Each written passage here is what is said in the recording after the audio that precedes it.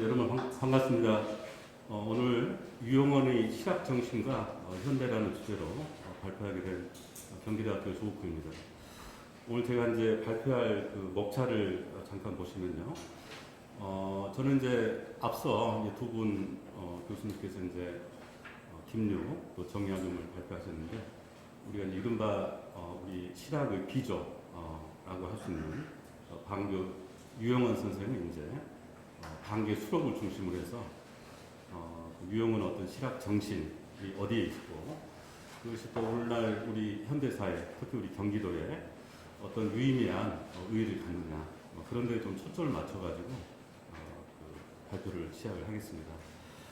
전체적인 목차가 이제 5개인데요. 먼저 간단하게 우리 유영원 단계 유영원 선생의 어떤 삶의 어떤 행장 그 정신을 좀 살펴보고요.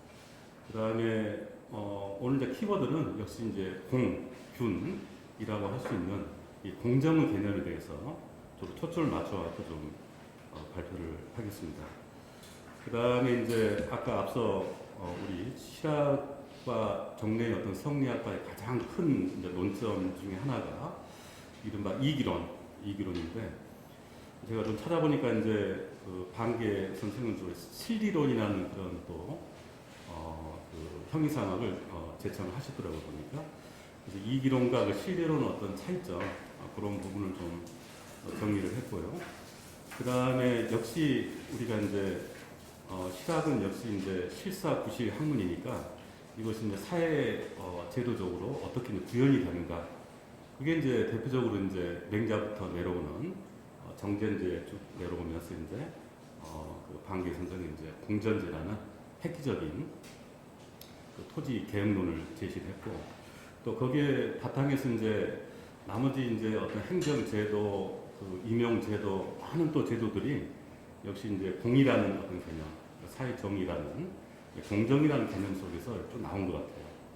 그리고 그것의 어떤 형이상학적인 기초가 실리론이다 이렇게 좀 정리를 하시면 될 것 같고요. 그다음 마지막은 그러면 우리가 한 400년이 지났는데 400년 몰라 그러면 우리 반계 유영원으로부터 배울 점이 어떤 것인가 이걸 좀 정리를 해봤습니다. 사전에 좀 양해를 구할 것은 제가 사실은 제 전공은 그 독일의 그 유명한 헤겔이라는 독일 관련론 철학자로 헤겔을 제가 변증법을 가지고 박사를 썼고 연구를 하다 보니까 정말 우리 것을 좀 알아야겠다. 예, 우리 거.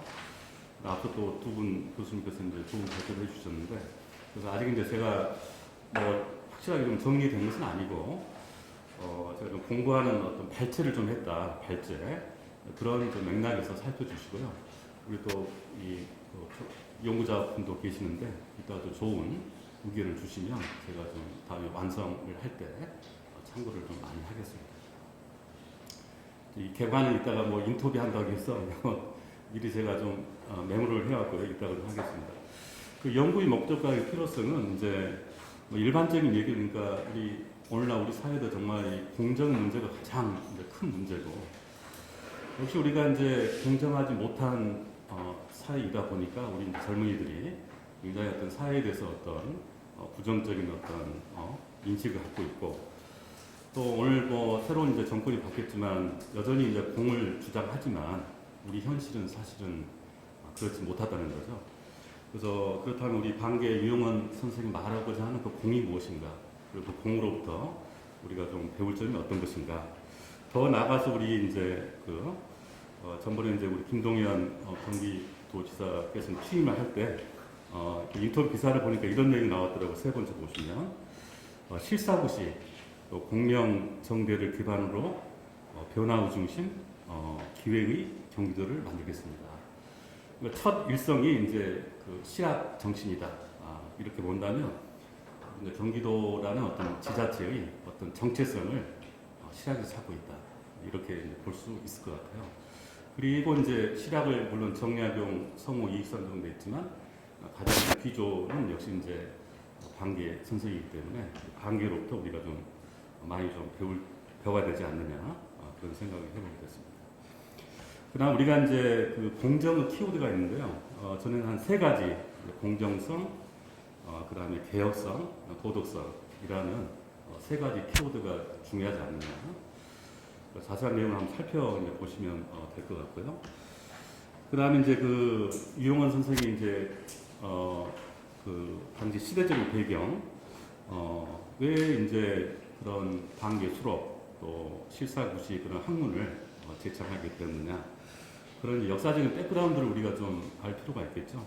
크게 보면 제가 볼 때는 이제 두 가지라고 할 수 있을 것 같아요. 하나는 이제 이른바 외적인 모순, 다시 말하면 아시다시피 우리 그 임진왜란 또 병자 호란을 겪은 그 당시였고, 그 다음에 이제 이게 외적인 어떤 그 갈등이라고 한다면, 내적으로는 이제 아시다시피 각종 그 수탈, 그 다음에 어떤 법과 제도의 어떤 여러 가지 모순, 그로 인해서 이제 일반 백성들이 정말 거의 뭐 굶주린 어떤 상태에 있었다.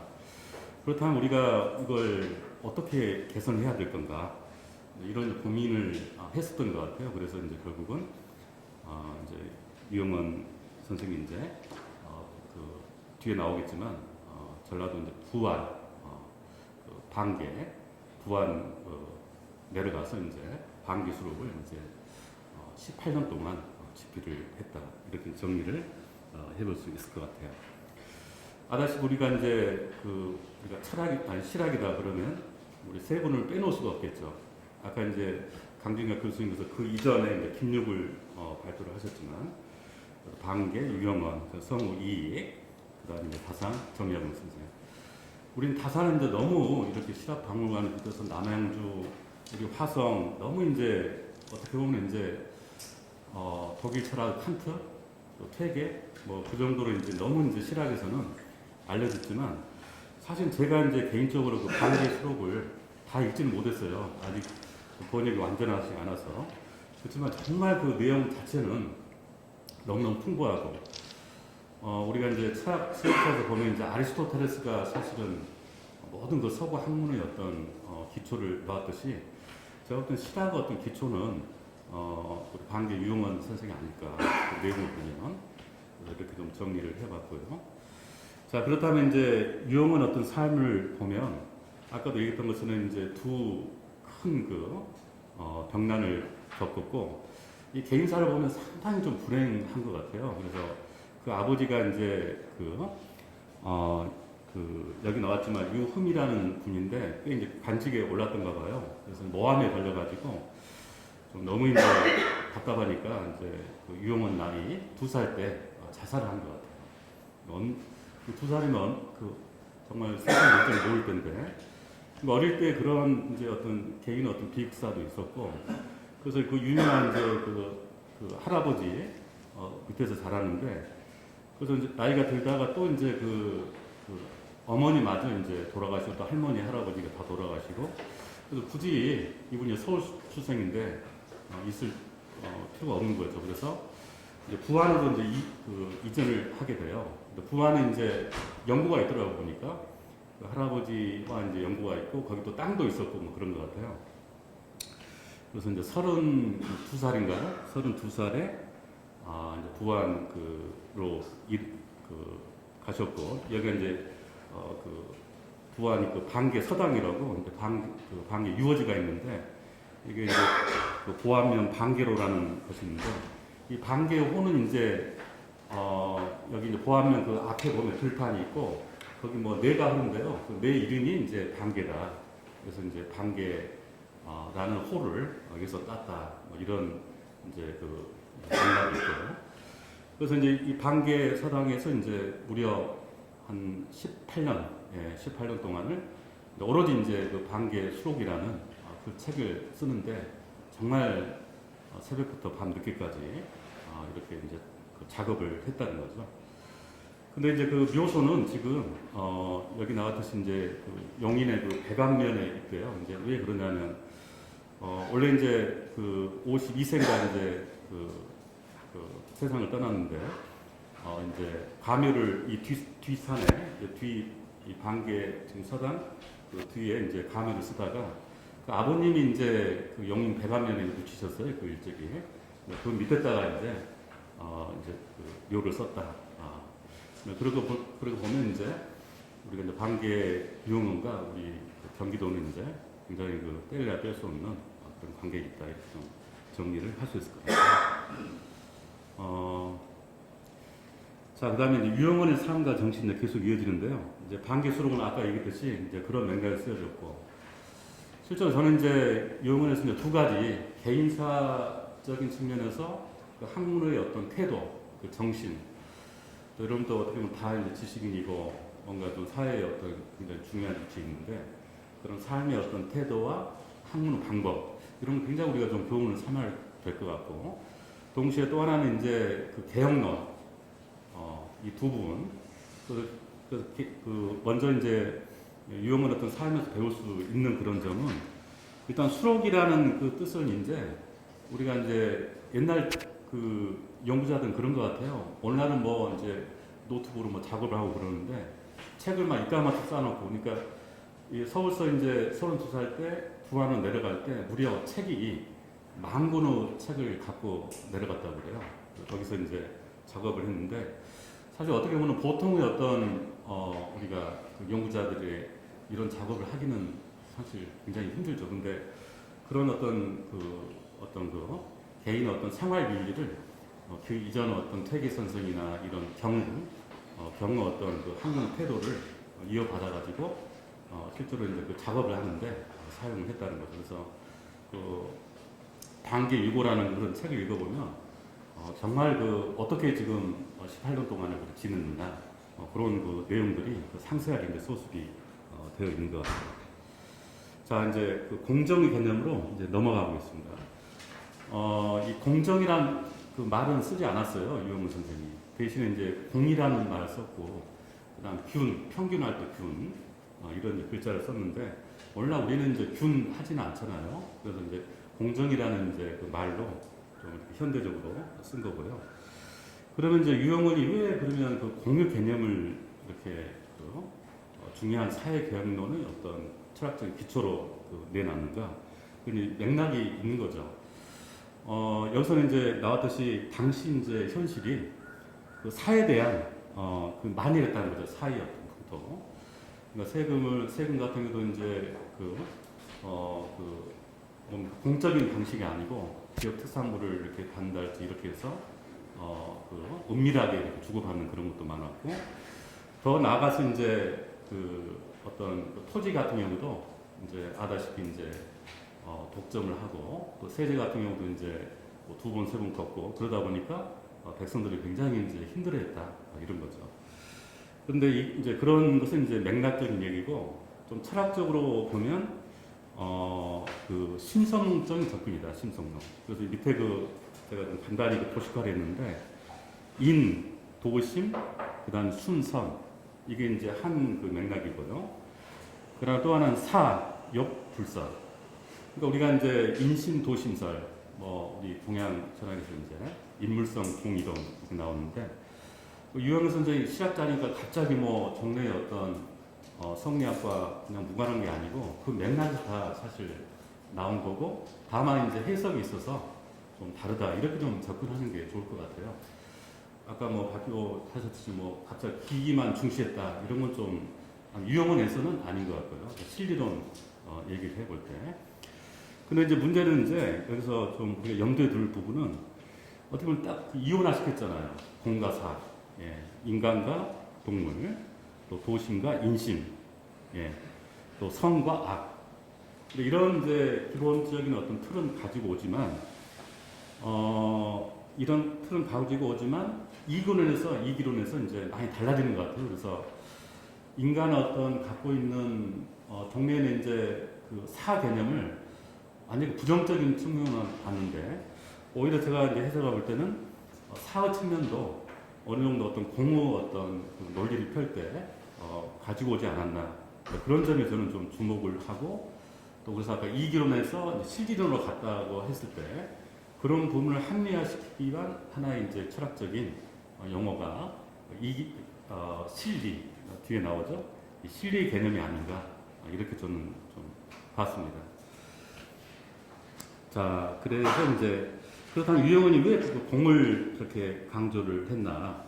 그래서 이제 그 맥락이 간단히 정리해보면 지나치게 토지가 사적 소유가 만연해있다. 그러니까 두 번째는 이제 그 토지 제도의 어떤 불공정, 그 다음에 이제 당시의 시대적인 모순, 열람과 호란, 그 다음에 이제 진상 제도 같이 이제 그 상세보다는 이제 다른 어떤 그 어떤 공식적인 루트로 들어오는 어떤 세금, 수탈이 굉장히 심했다는 거죠.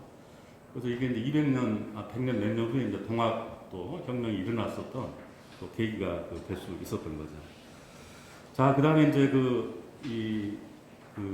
공의 사이 그 논쟁이 있어요. 이제 그 조선 그 헌정 때 논쟁인데, 이건 크게 이제 우리 이용원과 좀 직접적인 관계는 없는데, 그 맥락이 상당히 중요한 맥락이 있더라고 보니까.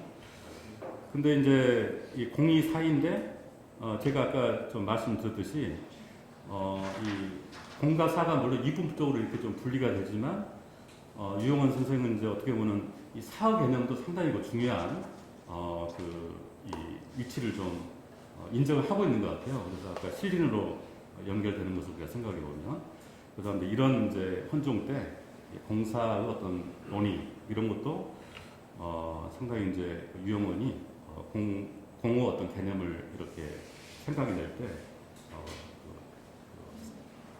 공부를 하지 않았나 이런 생각이 좀 듭니다. 그 다음에 이제 이기론에서 실기론인데요. 우리가 정례 이제 이기론은 결국은 이 형해상학적인 원리, 이 우주, 이 세상, 이 사회가 처음에 어떻게 이루어져 있나, 그리고 그게 어떻게 이제 발산했나. 보통 이제 이가 원리고, 그다음 D는 이 원리에 의해서 나타나는 현상, 그러니까 본질과 현상, 서양철학적 용어로 얘기를 해보면. 그래서 보통은 이제 이와 D가 분리되어 있다라고 하는데, 유영원 선생님이 이제 그게 아니다. 라고 하는 게 이제 좀 핵심인 것 같아요. 이 실리론이. 그래서 이제 그 두 번째 보시면 이제 이게 또 갑자기 나온 게 아니고, 그 맥락을 보면 그 맹자의 어떤 그런, 우리가 이제 맹자가 유명한 얘기가 이제 항산 없는 항심이 없다. 그런 얘기 나오죠. 그래서 실리론이 이제 그런 맥락이 좀 있는 것이 아닌가. 역시 아무리 우리가 어떤 정식적인 것들이 좀 강조를 하더라도 물질적인 어떤 기반이 없다면 그 백성, 또 그 제도, 또 국가는 이제 사실은 굉장히 들을 수밖에 없으니까요. 자, 그래서 이제 제가 인용을 좀 많이 해놨습니다. 그래서 저도 공부할 겸. 근데 이제 쭉 보시면 그 세 번째 그 인용문, 세 번째 인용문, 거기를 한번 살펴볼게요. 천지의 위는 만물에 드러나 있으니 물이 아니면 이는 드러날 곳이 없으며, 물이라는 개념 굉장히 중시하죠. 또 성인의 도는 만사에서 행해지니 사가 아니면 도가 실현될 것이 없기 때문이다. 그러니까 이런 이제 그 맥락이 있는데, 이 지금 문장만 보더라도 이 물, 사 이런 개념이 굉장히 중요해요. 그러니까 그 성리학자들 얘기하는 그 이라는 그 개념 자체가 어떤 사, 물, 구체적인 어떤 그 사회 제도나 어떤 개인의 어떤 생활이나 이런 것도 분리된 게 아니고 바로 그 속에 있다는 얘기죠. 그게 어떤 면에 실리론으로 이제 정식화되지 않았느냐 이렇게 좀 해석을 해볼 수 있을 것 같아요. 자, 좀 넘어가고요. 예. 그래서 마지막 보면 이제 실리론의 실제적인 의의가 어떤 것인가. 결국은 이제 유용은 어떤 사회 개념의 핵심은 공호 개념을 어떻게 이제 사회 제도, 특히 이제 토지 개혁, 행정 개혁, 인사, 또 군사 이런 모든 제도 속에 이제 그 공의 개념이 이제 들어가는데, 그것을 어떤 이기론적인 토대, 이걸 이제 실리론으로 봤다. 이렇게 좀 정리를 해볼 수 있을 것 같아요. 그래서 물론 이건 논란이 많이 될 것 같아요. 저희가 이제 예전에 스터디를 많이 했지만 실학자들이 말하는 그 형이상이 뭐냐, 완전히 기론이고 정례 주자학자들은 이고 이런 게 아니고, 유용원에 있어서는 실리의 개념, 그러니까 따로 이제 기가 이라는 것의 기록도 분리된 게 아니고 기 자체가 이다. 그래서 그런 실리론이라는 독특한 개념을 내놨다. 이렇게 좀 정리를 해볼 수 있을 것 같아요. 그 다음에 이제 사회개혁론이 나오는데요. 사회개혁론은 우리가 이제 공전제 이제 얘기를 할 수밖에 없고, 그래서 결국 이제 공전제 내용은 이제 쭉 뒤에 이제 그 제가 정리를 좀 해놨습니다. 그래서 이 공무 이념이 구체적으로 이제 발현된 게 이제 공전제고, 이 공전제의 근거에서 이제 아까 얘기했던 뭐 공고제나 예를 들면 인제도 추천제도나 행정제도, 군사 뭐 이런 것들이 다 이렇게 나오는 것 같아요. 그래서 그런 것은 이제 궁극적으로 그 토대는 역시 공정의 개념이다, 이렇게 이해를 하시면 될 것 같고요. 그 다음에 이제 그 여기 화면을 보시면 마지막 보면 이제 또 우리가 이 기존에 이제 그 성리학자들이 수양 유주의 어떤 이른바 이제 위인 지학이라 하죠. 위기 지학이 아니고 개인의 어떤 일신의 어떤 영달이나 이른바 온라인으로 보면 스펙 쌓기, 이런 어떤 수양이 아니고 이제 경세 중심이다. 위기 지학의 어떤 학문으로 이제 두는 그런 지식 태도, 이것이 이제 중요하다, 이렇게 이제 강조를 했고요. 그다음 사회 개혁론의 주요 내용은 이렇게 한 5가지로 이렇게 좀 정리를 해볼 수 있겠습니다. 그래서 아까 얘기했던 이제 공전제를 바탕으로 하는 우리 농질이 이제 공전제라는 게 이제 분배를 하는 건데, 이제 그 농지를 이제 직분과 역할에 따라서 이제 배분을 해야 된다, 그런 거고요. 그 다음에 국가 재정의 문제, 그 다음에 이제 지방과 그 중앙의 어떤 단계별 학교 교육을 강화한다, 공고제 형태. 그 다음 노비법의 철폐, 이런 거. 아까 그 제가 이제 지방 그 자치제의 어떤 아이덴티티, 정체성이 어디 있느냐, 그런 얘기를 했을 때, 반기 소록에 이제 그런 얘기 나왔죠. 지방 행정 어떤을 강화를 시켜야 한다. 네, 이런 것도 우리가 이제 지자체의 입장에서는 좀 수용을 할 만한 부분이 아닌가 생각합니다. 자, 이제 이런 부분들은 이제 아까 제가 잠깐 언급을 했고, 그래서 토지 계획의 배경, 공전제, 이런 것들은 한 3가지로 이렇게 얘기를 할 수 있을 것 같아요. 그래서 특히 우리가 이론적으로는 여기 나왔던 균전제하고 한전제, 당시에 논란이 되었던 이런 것도 이제 문제가 있다 하는 건데, 그 자세한 내용을 한번 살펴보시면 될 것 같고요. 자, 그럼 마지막으로 이제 그렇다면 우리가 이제 관계 유용한 선생으로부터 배울 수 있는 현대적 의미가 뭐일까? 이런 것은 제가 좀 아이디어 차원에서 좀 얘기를 했어요. 그래서 첫째는 이제 우리가 21세기 시대 정신을 정립할 수 있는 하나의 그 정신적인 롤 모델이 되지 않을까 싶습니다. 그다음 2번째는 이제 오늘날 우리 사회가 이제 뭐 여러 가지로 불공정한 그런 이제 관행, 또 제도, 정치, 이런 것이 있는데 이것을 좀 이렇게 개선할 수 있는데 하나의 그 정치적인 또는 제도적인 그런 지표가 되지 않나, 뭐 이런 생각을 좀 해봤고요. 그다음 우리 수원이 또 보면 이제 그 농업이 이제 굉장히 우리 관계 그런 것도 있고, 그래서 가장 1차적인 개혁이 농업 개혁이 있으니까요. 그런 점에서 우리가 요즘 물론 이제 뭐 쌀값도 많이 폭락하고 그랬지만, 역시 우리는 이제 농업이 좀 기반이고, 농촌 공동체의 붕괴, 이런 것들을 어떻게 보면 오늘날 어떤 소외 문제나 그런 문제를 낳는 또 중요한 또 원인을 제공했으니까, 우리가 농업 문제를 뭔가 이렇게 해결하고 또 바라보는데 또 단계 시각이 중요한 또 의미를 갖지 않나 싶고요. 그 다음에 이제 하나는 그 마지막 것은 아까 그 공리주의 이런 게 나왔는데, 그걸 살펴보면 사실이 어떻게 보면 이제 오늘날 그 벤담이 말하는 그 오늘날이 아니죠. 그 벤담의 어떤 공리주의나 또 우리가 차등 원칙을 또 얘기를 해요. 예. 그래서 그런 점을 볼 때는 롤주의 어떤 정의론, 이런 것과도 같이 이제 결부시켜서 좀 더 새로운 담론을 창출하는데 도움이 되지 않을까 싶습니다. 자, 이 정도로 마치겠습니다. 네, 고맙습니다.